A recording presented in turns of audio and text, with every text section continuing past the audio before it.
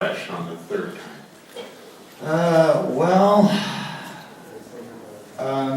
I use a lot of Lysol whenever I go to my trailer. Spray myself down with Lysol. That's always good. A nice Lysol shower keeps it fresh. So fresh and so clean. Well, you know, I think each film it's a new opportunity to take the character, the story in a new direction. And I think, you know, with this one, you know, it was a lot more fun because we had the opportunity to really go back to the lore, you know, of what the whole mythology is about, and really get more into the vampire idea, you know, how we become vampires, where they start, you know, where the thread leads us, you know, and going back through the comic books was a lot of fun too. Being able to use, you know, the story arcs and the pieces that were written in the comic book to build upon. Because as, you know, kind of like as this all has developed over the last 3 years, obviously there's been many writing sessions with Hans and myself and Jameson, and, you know, and that continues from, you know, the tribe through the stories, through the comic book series, and into where we are today and into the future. So the point is that we've had a lot of opportunities to really kind of, you know, leave Easter eggs throughout and kind of plant seeds so that, you know, as you guys become more connected, you can kind of investigate and find out the next piece, so it all kind of ties together and tells one nice story. You know, if you notice, there are certain parts of the film where you can see the puppeteer right above me. And I'm just kind of dangling a little bit, but they usually get those out pretty good with the CGI. They got good CGI.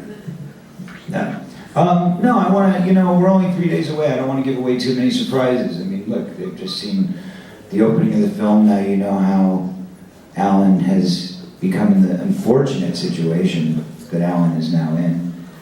But I don't want to tell you where he goes from there. Actually, to be completely honest, you know, if you just kind of went out and, you know, saw this movie on its own, you would probably get the idea that, hey, boy, those guys, you know, really were clever and nifty and went ahead and, you know, shot some scenes talking about Corey not being there, Sam's character not being there, and that's a great excuse for why he's not in the movie. Unfortunately, that's not the reason. The truth of the matter is, when we planned out the script, we planned it out based on our response to events that unfolded while we were working on the second film, which obviously there were some, if you saw the two Coreys, there were some problems getting those scenes with Mr. Haim. And the scenes turned out a bit lackluster, shall we say, and the studio wasn't very pleased with the end results, which is why his scene was diminished at the end of the tribe to just a cutaway at the end of the credits.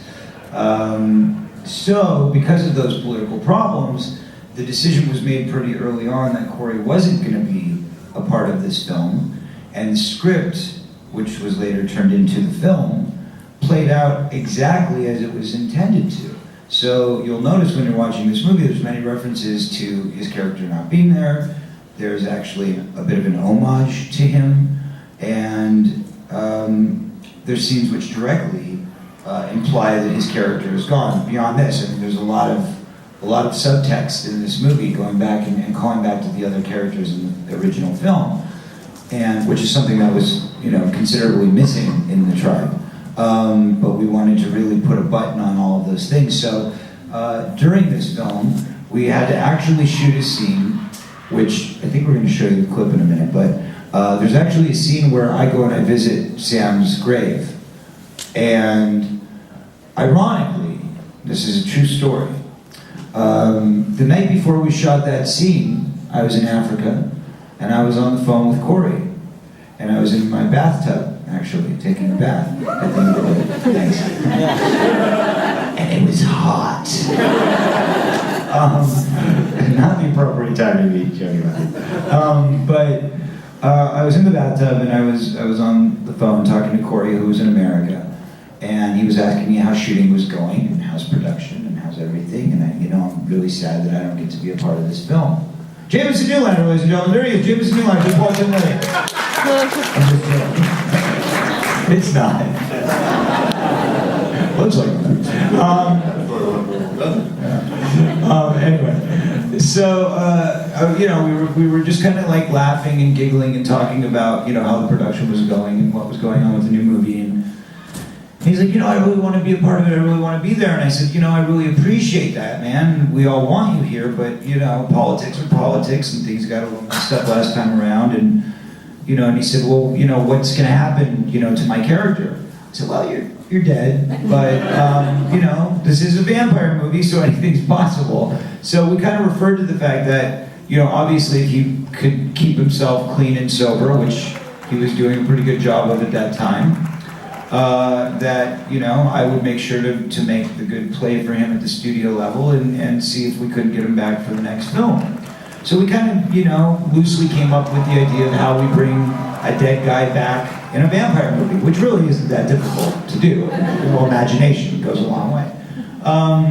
And so he got so excited by this idea that, of course, we hang up the phone and he runs right around and turns around and calls, you know, Associated Press and says, hey, I'm here to announce I'm not in the third Lost Boys film, but congratulations to them, I'm excited for them, and I will be coming back for the fourth film. So, we go to the set the next day, and we're at the cemetery, and I'm standing around his gravesite, and all the producers and myself get together in a little circle, and we're kind of joking, and I go, hey guys, I got some great news. Have you read the press today? And they said, no. And I said, well, the good news is that we're making a fourth film, and Corey Haim is going to star in it. And they were like, well, that's fabulous. So we were all kind of joking about, like, how do we realistically bring his character back for the next one? How are we going to make sense out of all this? Because we do have to have him back. And then the unfortunate circumstance took place, as it did. And by the way, he didn't die of a drug overdose, just for the record. But he was taken from us quite suddenly and unexpectedly due to heart failure. And that's the story. So unfortunately, there will not be the return of Sam Emerson anytime in the near future. But we do dedicate this film to him. This is an homage and a tribute to everything that Corey Haim worked for and was a part of. And it makes it that much more bittersweet when we watch this final moments of his on screen. Are you talking about Pee Wee Herman coming back? Pee Wee Herman's doing Broadway, yeah! Oh, Pee Wee! I don't know. I don't pay attention to that stuff. There's only one vampire movie that really matters to me. Lost Boys, you got it!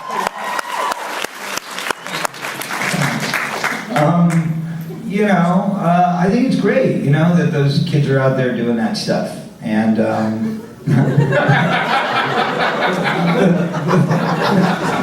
the way I look at it is, the more of that stuff that they keep making, it keeps us in business, right? Because for two reasons. Number one, you know, I think vampires should remain a hot topic, and they should keep selling us at Hot Topic. Number one. Number two, I think that for every time they put out another one of those fluffy, romantic, modern-day, teenage, lustful, happy, sparkly, shiny vampire movies with lots of really cool dudes and hot chicks, it gives our fans the lust, the hunger, or shall I say the thirst for real vampires with real vampire hunters who are out there to kick some fucking ass.